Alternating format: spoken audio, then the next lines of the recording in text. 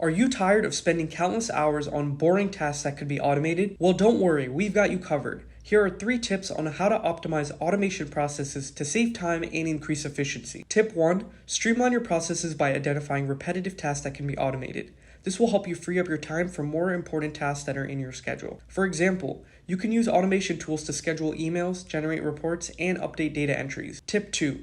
Set up triggers to automate tasks based on specific events or timeframes. This will ensure that important tasks are completed on time without any manual intervention. You can set up an automation tool to send out reminders or alerts when a specific condition is met or when your certain time of day arrives. Tip 3. Regularly evaluate your automation processes to identify areas for improvement.